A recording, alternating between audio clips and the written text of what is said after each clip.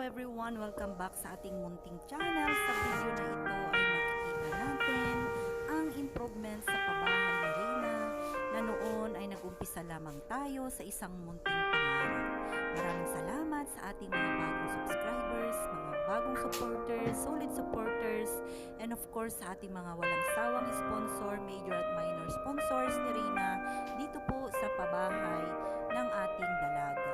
Kamakailan ay noong January 6 ay pinaumpisahan nga po natin ang ating pabahay na worth 1,100,000 na hanggang ngayon po ay makikita natin kung ano na po ang kabuuan ng bahay ni Reyna. Dito po makikita natin ang kagandahan na meron na po siyang pabakod at napakaganda po ang bubeda ni Reyna at makikita natin ang nagpipintura ay talaga namang solido at pulido ang ginagawang pabahay natin kay Reyna. Nandyan na po ang ating sliding window, mga glass windows natin dito sa pabahay at makikita na po natin ang kabuuan at talaga namang clear picture dito sa pabahay natin kay Reyna. Yan po napaikutan po siya ng napakaraming mga ilaw, maging sa bubeda ceiling ay may mga pailaw po yan sa ating pabahay kay Reyna na talaga namang question pa po ito sa electricity department or division kasi nga po na sobrahan daw po ang kumbaga lights connection dito sa pabahay ni Reyna. Napakaaliwalas po ang magiging bahay ni Reyna. Ayan. Ano pa kaya kung malalagyan natin ito ng mga appliances? Kaya naman, sama-sama po nating sundan. At sa mga napakarami po dyan na nagsasabi, nagtatanong kung kumusta na po ang ating pabahay kay Reyna, heto na po siya at sama-sama po natin like and share ang ating video upang sa ganun ay sama-sama nating tignan ang improvement or nagawa na po dito sa pabahay ni Reyna. May dalawang malalaking kwarto ang bahay ni Reyna at katamtaman din naman. At syempre ang ating modern type na kitchen, modern type po ang ating pabahay para kay Reyna na ikinatuwa naman po ng napakaraming mga supporters, lalong-lalo na po ang ating mga sponsor. Ang ganda po ng pagkagawa ng grills ni Reyna dahil pwede mo po itong buksan at mag-relax lamang po sa bintana na hindi ka po mukhang preso doon sa loob ng bahay ni Reyna at meron po yung silyadong mga kumbaga ay mga lock po dyan po sa grills ni Reyna or harang sa window po ni Reyna. Ayan tingnan po natin at ang ating pabahay ay hindi lang po babagsak bigla-bigla ang ating tubig kung sakaling umulan na alam naman po natin na sobrang maulan po doon sa daet kaya naman po ay kinumpleto na po ng ating kontraktor ang daluyan ng tubig dito po sa bahay ni Reyna. Ayan po makikita po natin ang kumbaga ay outlet ng tubig ni Reyna at nandun nga po sa baba yung outlet na po or tangke ng tubig ni Reyna at installed na po yan ng ating contractor ang mga outlets ng tubig ng bahay ni Reyna. Meron po doon sa may washing machine, dyan po sa kitchen, dyan po sa garden at lahat po na pwede natin lagyan ng water outlet ay binigyan po ng ating kumbaga ay kontraktor ni Reyna. Ang ating mga mababait na kontraktor, makikita po natin dito kung paano sila trinabaho. At napakapulido po. Ayan ang backdoor ni Reyna ay napakaganda po. At mukhang solid po yung mga nilagay.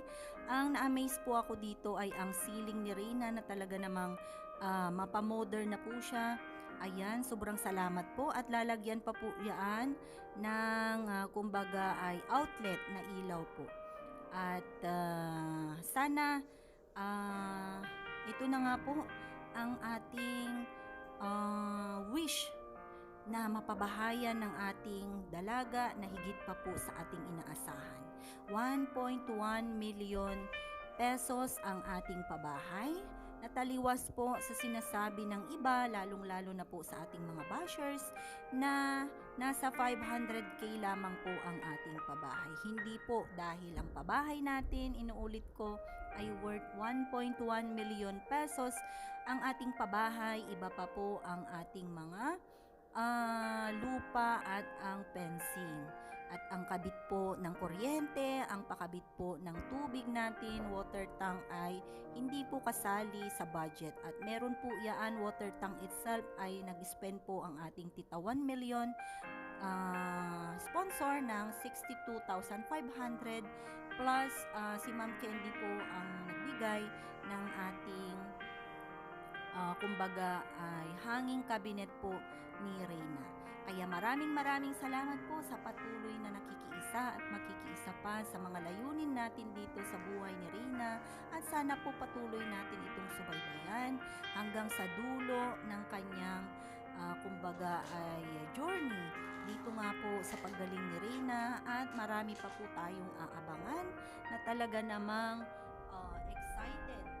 Sobrang excited po ang lahat dito po sa magiging bahay at mga iba pa pong mga kaganapan dito sa buhay ni Reyna. Antabayanan po natin ang darating na travel ni Reyna from April 2 onwards, at mag-e-end po siya ng kanyang birthday sa daet po ng April 10, and of course susundan po yan ng ating paribon cutting at marami pa. Kaya naman, nakaka-excite dahil may mga sponsors po tayo na dadalo sa ating paribon cutting.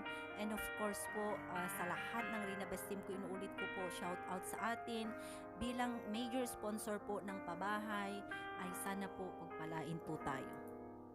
At huwag po nating kalimutang subscribe ang ating munting channel, like and share, at isama na rin po natin ang Reyna's Community, Team LMG, at sa lahat po na nagmamahal dito po sa community ni Reyna.